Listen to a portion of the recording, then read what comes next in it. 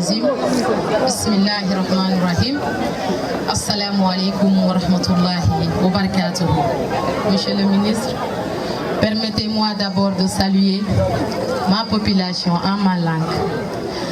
Odumuder bremme muma chukuni yugo kef yahare lemine kef khirse na kuyi ndem por kharente mutu na jopti muder debugumenga na li yankati tebe muma na oda suku oda sujogo.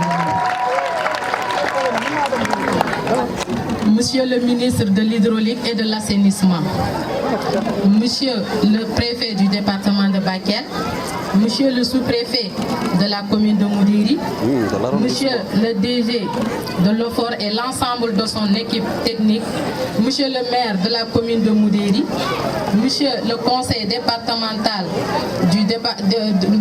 Monsieur le conseil départemental de Bakel. Permettez-moi tout d'abord au nom de la population du département de Bakel en général, mais aussi de la commune de Moudiri en particulier, vous souhaitez la bienvenue là où l'hospitalité y retrouve toute sa splendeur et où le slogan Sengete do Samba Kanindo Humba Wandreme Fosayimreme vous souhaite la bienvenue dans cette terre riche d'histoire, bordée par deux grands cours d'eau, le fleuve Sénégal et la Falémé. Votre présence ici est un signe d'écoute que nous saluons avec espoir. La nouvelle vision impulsée par les autorités place l'eau comme élément moteur du développement économique et social. C'est dans ce sillage que le gouvernement a décidé de lancer une ambitieuse initiative sur les autoroutes de l'eau.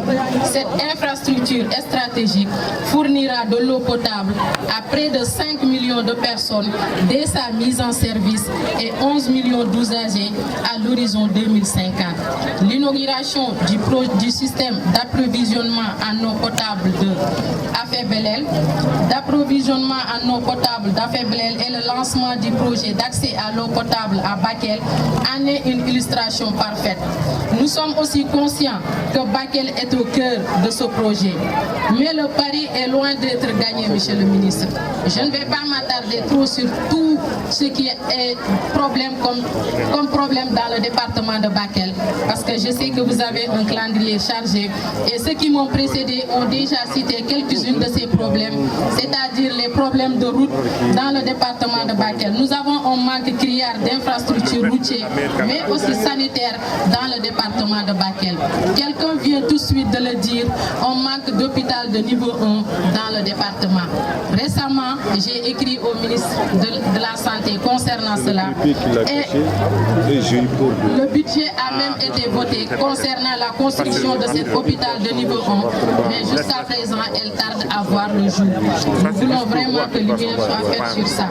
Monsieur le ministre, quel paradoxe criant entouré par l'eau, monsieur le ministre, et pourtant le département souffre cruellement de soif. Dans tous les 12 communes du département, le problème est la même. L'accessibilité à l'eau et à l'eau potable. Les infrastructures sont quasi inexistantes. Avoir accès à l'eau, c'est bien. Avoir de l'eau potable, c'est bien. Et pouvoir se le permettre, c'est encore mieux. Je veux dire par là, la facture d'eau coûte trop cher. Monsieur le ministre, j'aimerais un peu accentuer mon intervention sur une situation préoccupante qui nous empêche de dormir. Monsieur le ministre, dans le cadre de votre projet de gestion intégrée des inondations au Sénégal, nous vous rappelons que les inondations ont eu un impact très négatif dans le département de Bakel sur les conditions socio-économiques des populations, particulièrement dans la commune de Balou. Ces intempéries ont causé d'importants dégâts matériels, perturbé des activités économiques et mis en péril la santé et la sécurité des populations dans cette commune. Des maisons entièrement emportées par les eaux, le village n'a pas été désinfecté. La jeunesse a dû se mobiliser sans le matériel adéquat. Ces ménages vivent depuis lors dans des conditions extrêmement précaires, sous des tentes de fortune, malgré leur résilience résilience, ces ménages ne disposent pas de moyens financiers nécessaires pour reconstruire leur maison. L'hivernage approchant à grands pas, ces populations sont aujourd'hui exposées à de graves risques sanitaires et sécuritaires. Leur vulnérabilité s'aggravera davantage si aucune mesure d'accompagnement n'est prise dans les plus brefs délais. Monsieur le ministre, nous avons foi en votre engagement, envers la population vulnérable et espérons que ces préoccupations seront prises en compte. Comme je l'ai dit, je ne vais pas trop abuser de votre temps. Les problèmes ont déjà été soulevés, mais je ne saurais terminer sans pour autant remercier cette brave diaspora que nous avons, non seulement à Moudéri, mais partout dans le département de Bakel. Parce que si nous avons des hôpitaux aujourd'hui, nous avons des écoles où étudier et aussi faire étudier nos enfants, si nous avons des forages à boire, si nous ne mourons pas de soif aujourd'hui, c'est grâce à la diaspora. Nous disons grand merci à la diaspora. Mais comme ils ont dit, une route, c'est l'État qui le construit.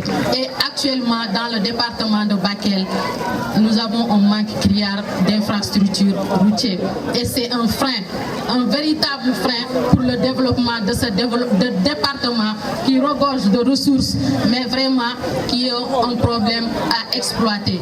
Et monsieur le ministre, nous vous interpellons à travers vous et nous espérons que le message arrivera à vos collègues et que cette situation sera décantée. Je ne saurais terminer aussi sans pour autant remercier cette population de la commune de Moudéri, une brave population de par sa féminité mais aussi sa jeunesse. Nous tenons aussi à les remercier vivement pour leur courage et leur engagement. Merci.